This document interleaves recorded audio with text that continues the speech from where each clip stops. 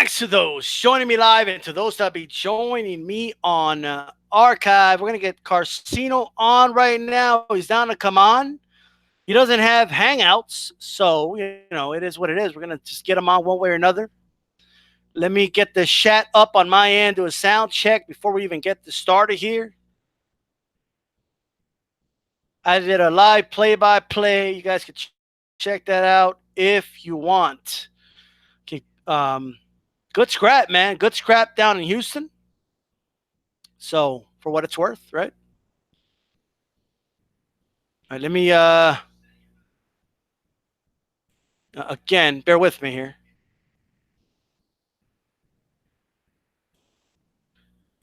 So, forgive me if you can't see anything. I cannot read the chat. I apologize.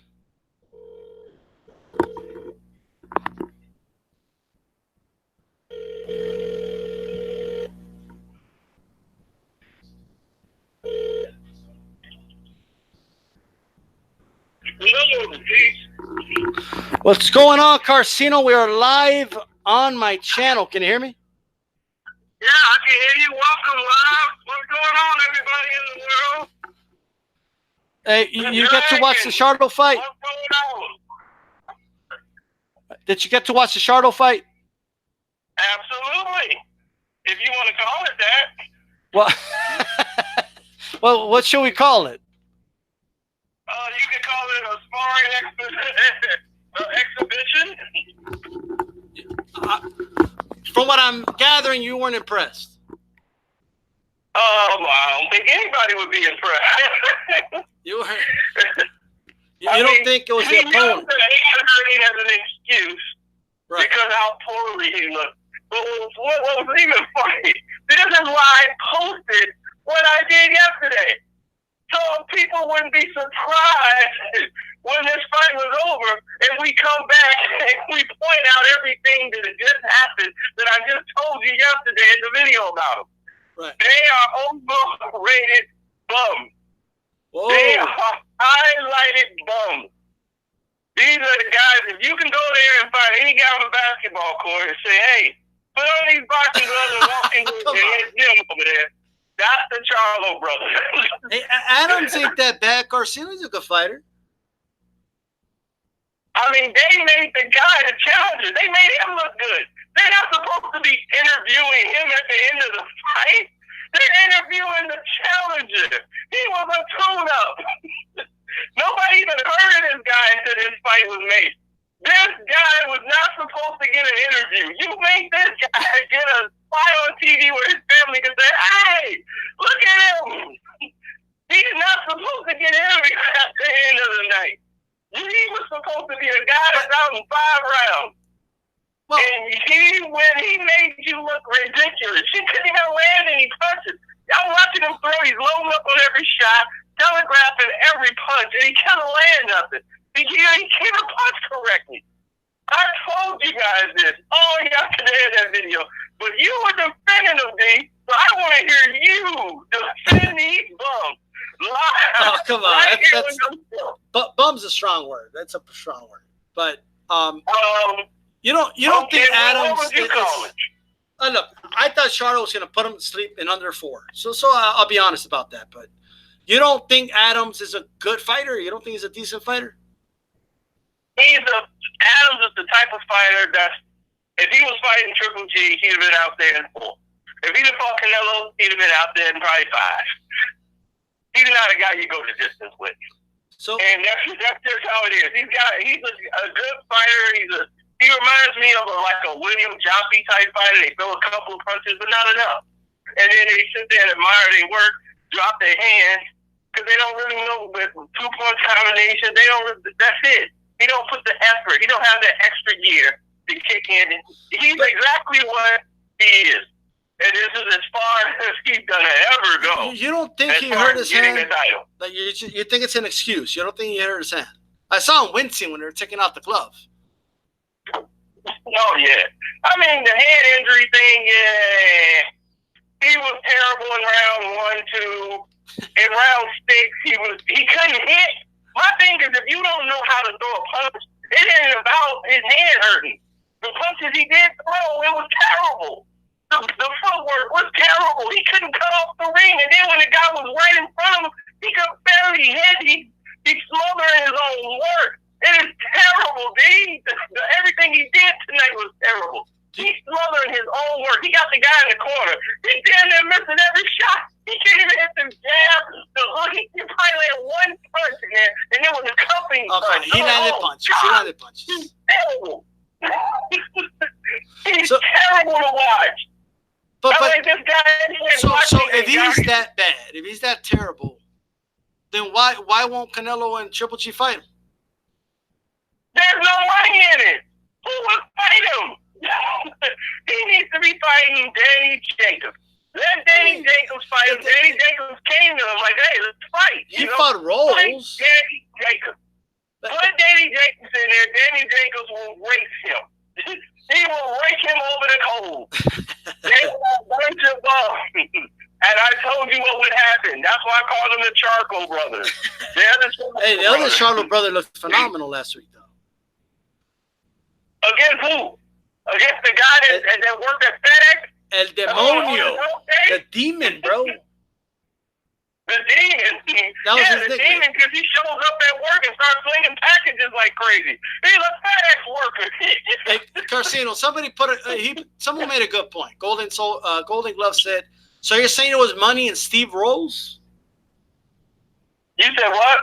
Like Gennady Golovkin fought Steve Rolls, right? So why can't he fight that Charlo? was a terrible fight. I wouldn't even call that a fight. That was an exhibition. Okay, let me ask you this. Who's better, Adams or Steve Rolls? Yeah, see, that's the thing. Rolls, yeah, exactly. He rolled with all the punches that hit him in the head. That was about it. Look, you guys, that was a confidence builder. Why do you think Oscar De La Hoya told him, good, now fight somebody in the top 10. That guy was ranked like number 78. Fight somebody in the top 10. Whenever you've been fighting since 17 or 16, 17, like Steve Rose was, and then go pro until you 27, that's because you wasn't damn good at all. Yeah. So, I mean, give me your honest opinion. You were never going to win in the first place. It should never have been in the boxing ring. You should have probably taken up basketball or football at that point. So, if he looked bad and he looked terrible, do you? And I agree that he didn't look that good in this fight, Charlo. I think that goes without saying. Yep. He definitely underperformed without a shadow of a doubt. But you do think he won the fight, right? Yeah, he had nothing to do with the hand. But did you score the fight for Charlo, though? Of course. Of course. I scored it for him when they made the fight. I scored the fight for them when they signed it. I mean, that's why Al Heyman and PBC, they've been scoring the fight for him because they trying to showcase these bums so that people will actually buy into the fact they're giving them HBO specials showing them like they real human beings. No, but Karceno, we don't want to look at your house. We want to look at who you're fighting. We want to see you in a fight. We want to see you doing something in the ring. Then you show us your house.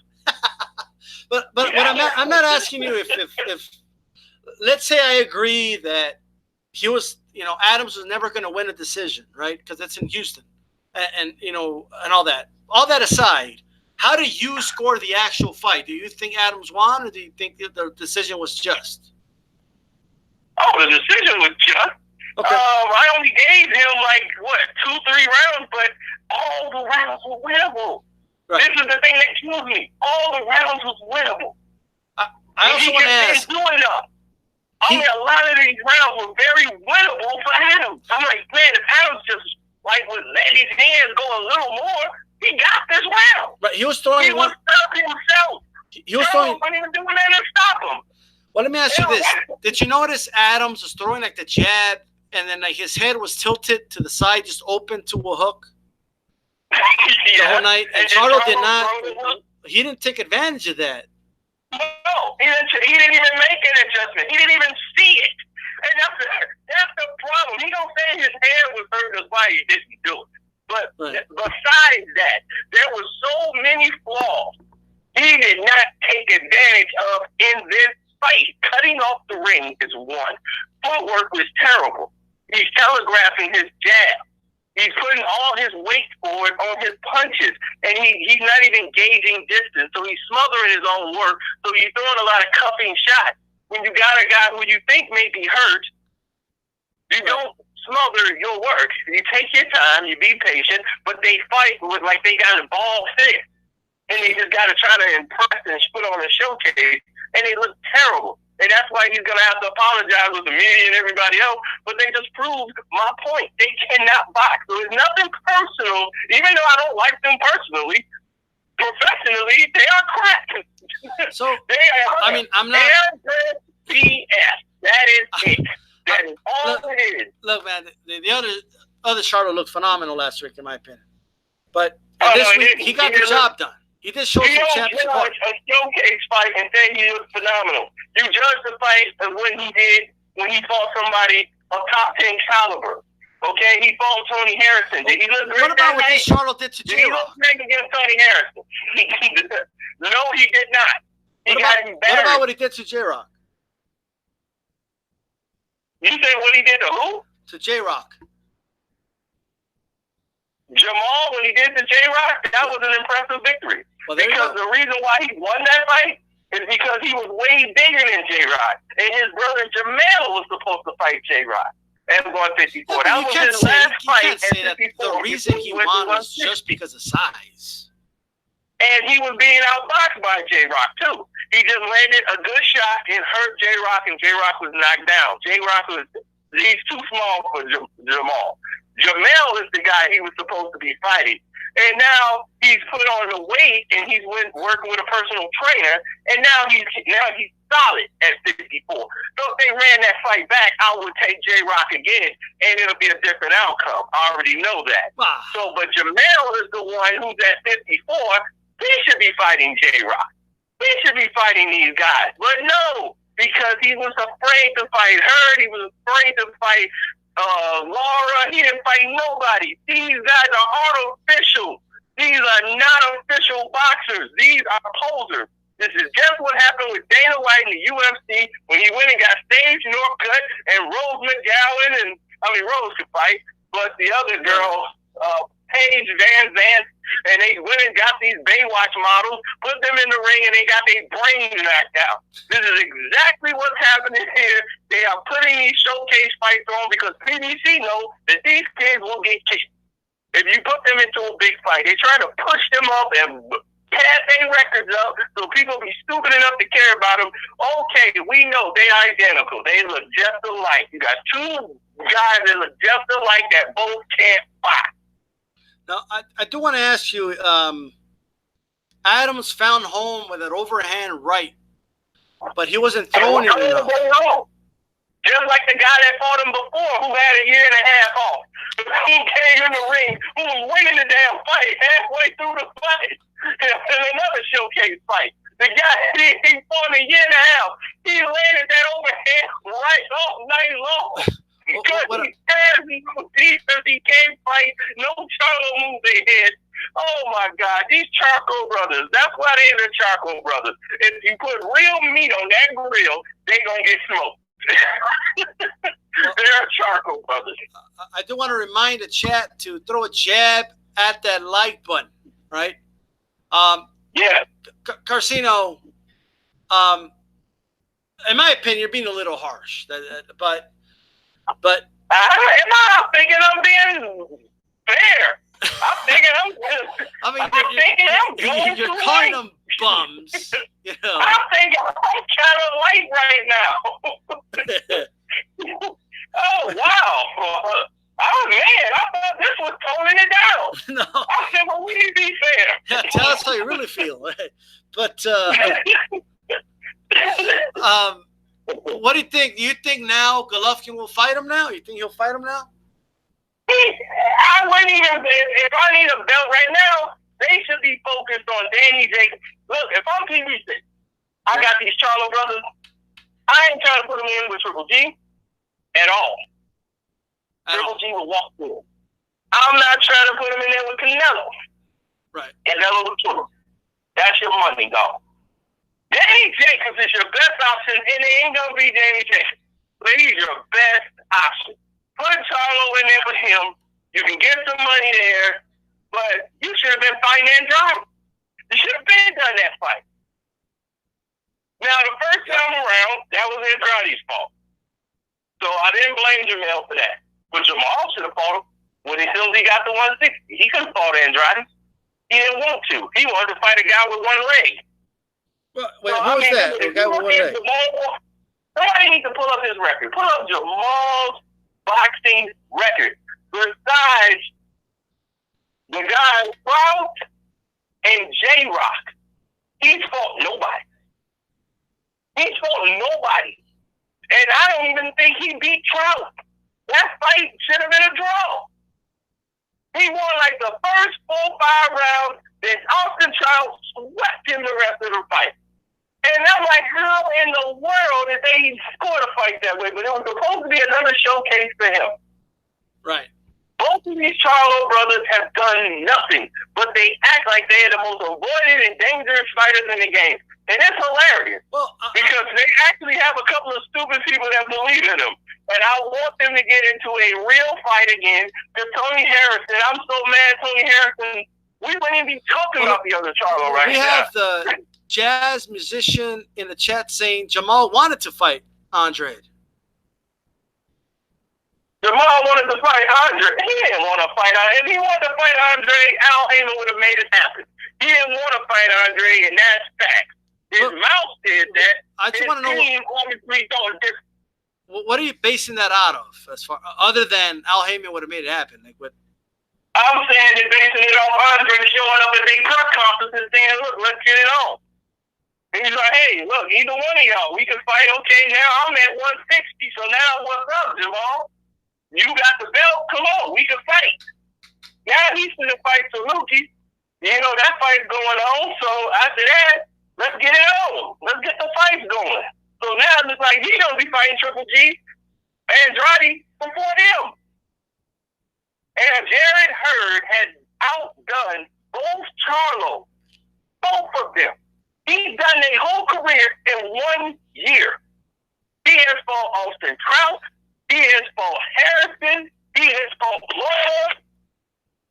Are you kidding me? And he fought J-Rock. And he lost to J-Rock. He's fought them consecutively.